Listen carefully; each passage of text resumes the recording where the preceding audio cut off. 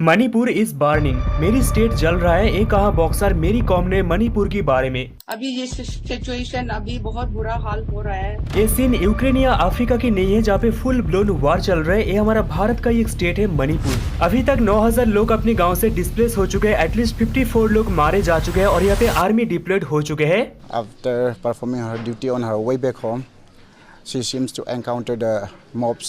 She was shot there at that moment and died. Situation इतना गंभीर है कि इंडियन सरकार ने आर्टिकल 355 को यूज करके मणिपुर की सिक्योरिटी अपनी कंट्रोल में ले ली है और एक शूटेड साइट का ऑर्डर भी इशू किया है। And now the Manipur government has issued a shooted site order. यहाँ पे कर्फ्यू लग गया है, इंटरनेट बंद है और आर्मी बुला दी गई है। भारत को ऐसे जलता देखकर हम सबको बुरा लगता है, लेकिन ये समझना इम्पोर्टेंट है कि मणिपुर में ये वायलेंस शुरू क्यों हुआ और इसका रीजन क्या है और इस वायलेंस के आग को जल्द से जल्द रोकना भारत के लिए इतना इम्पोर्टेंट क्यों है। आइए जानते हैं आज की इस वीडियो में। And now there's fresh flare-up, fresh violence that has been reported in the northeast state. Situation अभी बहुत बुरा हाल हो रहा है। Story of the day, Manipur is burning. ये है मणिपुर, जो कि इंडिया का नॉर्थ ईस्ट रीजन का एक स्टेट है जो अपनी बॉर्डर शेयर करती है म्यांमार के साथ। यहाँ का 53% पॉपुलेशन मेइती है और मणिपुर की हिल एरियाज में नागा, कुकी और अदर ट्राइब्स के लोग रहते हैं। नागा और कुकी दोनों ट्राइब्स के लोगों को मिला के यहाँ का पॉपुलेशन होता है 40%। अब हुआ है कि जब मणिपुर की हाई कोर्ट ने स्टेट गवर्नमेंट को कहा कि मीती कम्युनिटी के लोगों को शेड्यूल ट्राइब्स में कंसिडर किया जाए।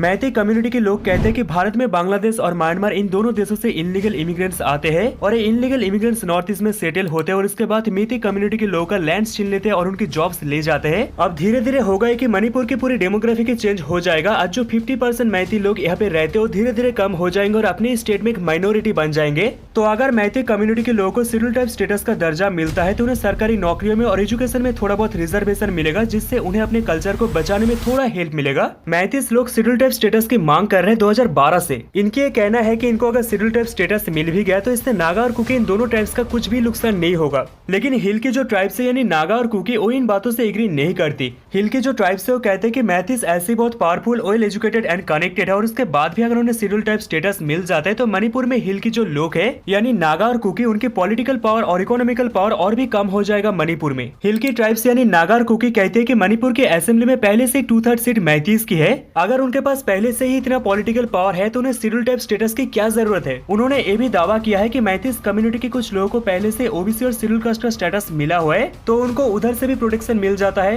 हिल की ट्राइब्स कहते हैं कि अगर मैतीस को शेड्यूल टाइप स्टेटस मिल जाता है तो जो बची खुची जॉब्स है उसके लिए भी हिल की ट्राइब्स को बहुत लड़ाई करना पड़ेगा और ये सिर्फ एक रीजन है मणिपुर में वायलेंस होने का। इसके अलावा फरवरी के महीने में चोराचांदपुर और तो डिस्ट्रिक्ट में सरकार ने फॉरेस्ट एरिया से इंक्रोचमेंट हटाना शुरू किया। ऐसे ही 11 फरवरी को 3 चार्ज को इलीगल करार देकर तोड़ा भी गया था और यही बातों से कुकी और नागा इन दोनों ट्राइब्स के लोग काफी नाराज थे। 28 अप्रैल को मणिपुर के चीफ मिनिस्टर चोराचांदपुर डिस्ट्रिक्ट में एक ओपन जिम को इनॉग्रेट करने के लिए जाने वाले थे, लेकिन प्रोटेस्टर ने एक दिन पहले उस जिम को आग लगा दी और उसके बाद 5 दिन के लिए सेक्शन 144 लागू हो गई और मणिपुर के 8 डिस्ट्रिक्ट में कर्फ्यू लग गई। इस कर्फ्यू के बाद ऑल ट्राइबल स्टूडेंट यूनियन ने मणिपुर में सॉलिडेरिटी मार्च ऑर्गेनाइज किया। 60,000 से भी ज्यादा लोग इस प्रोटेस्ट में पार्टिसिपेट किया। कोराचंदपुर में प्रोटेस्ट करने वाले लोगों के बीच एक अफवाह फैल गई कि मीती कम्युनिटी के कुछ लोग उनके गांव में आग लगा दी। उसके बाद प्रोटेस्ट करने वाले लोग गुस्से में आकर आसपास के मैती सेटलमेंट को आग लगाना और जलाना शुरू किया और इसके बाद मैती और ट्राइबल लोगों के बीच वायलेंस शुरू हुआ। यहाँ पे सिविलियन हाथों में AK-47 लेकर सड़कों पे घूम रहे ऐसा वीडियो भी वायरल हुआ है, लेकिन ये वीडियो कितना सच है और कितना फेब्रिकेटेड इसका सच अभी तक सामने नहीं आया। इसके बाद अगला दिन यानी 4 मई को वायलेंस धीरे धीरे पूरी मणिपुर स्टेट में फैल गई। दुकानें जलने लगे, पुलिस और प्रोटेस्टर के बीच वायलेंस बढ़ने लगे। स्टेट गवर्नमेंट ने आर्मी की मदद मांगी। सिचुएशन आउट ऑफ कंट्रोल हो रही थी। लेकिन यहाँ पे एक बहुत बड़ी सवाल आता है दोस्तों कि मैती कम्युनिटी के लोगों को शेड्यूल टाइप स्टेटस से क्या फर्क पड़ता है। मणिपुर 1949 में भारत का हिस्सा बने, लेकिन तब मैतीस लोग शेड्यूल टाइप स्टेटस से बाहर थे।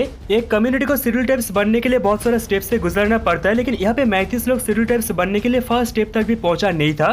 मणिपुर की हाई कोर्ट ने स्टेट गवर्नमेंट को सिर्फ एक सजेशन दिया था कि मैतीस लोगों को शेड्यूल टाइप्स में कंसिडर किया जाए, वो भी 2012 में जो पिटीशन सबमिट हुआ था उसकी बेसिक पे। यहाँ पे मेरा ओपिनियन यह है कि एसटी लिस्ट में आने के लिए रास्तों पे उतरकर प्रोटेस्ट करना इस बात का सोल्यूशन नहीं था। यहाँ पे लीगल तरीके से किसी भी स्टेज में जाके अपील किया जा सकता था। सुप्रीम कोर्ट में भी अपील किया जा सकता था प्रोटेस्ट करने से पहले। लेकिन पूरी मणिपुर स्टेट में वायलेंस फैल जाने के बाद कुकी और नागा इन दोनों ट्राइब्स के लोग सुप्रीम कोर्ट में एक अपील दर्ज किया है। इसके बाद 18 मई को सुप्रीम कोर्ट के चीफ जस्टिस DY चंद्रचूड़ ने सुनवाई करते हुए मणिपुर हाई कोर्ट के एक आदेश पे रोक लगा दी। उन्होंने मणिपुर हाई कोर्ट के चीफ जस्टिस मुरलीधरन की दिया हुआ एक फैसले को पूरी तरह से गलत बताया। और इसके अलावा मणिपुर में पिछले कुछ दिनों में हुआ हिंसा के कारण मणिपुर के कुछ गाँव में सिक्योरिटी बढ़ाने का आदेश भी दिया है। 27 मार्च 2023 को मणिपुर हाईकोर्ट की दिया गया फैसलों के खिलाफ मणिपुर ऑल ट्राइबल यूनियन ने सुप्रीम कोर्ट में एक अपील दर्ज किया है, जिसपे जून महीने में सुनवाई होगी। नॉर्थ ईस्ट जो कि बांग्लादेश और म्यांमार इन दोनों देशों से घिरा हुआ है, तो इस एरिया में शांति बनाए रखना भारत के लिए काफी इम्पोर्टेंट है। पाकिस्तानी मीडिया ने ऑलरेडी इस न्यूज को इस्तेमाल कर प्रोपेगेंडा फैलाना शुरू किया है कि मणिपुर भारत से अलग होना चाहता है। सेकेंडली, म्यांमार में एक सिविल वॉर चल रहा है, जिस वजह से कई रेफ्यूजीज इलीगली भारत में घुस रहे। एज ए ह्यूमन हम समझ सकते हैं कि उनकी सिटीजन में क्या बीत रही है,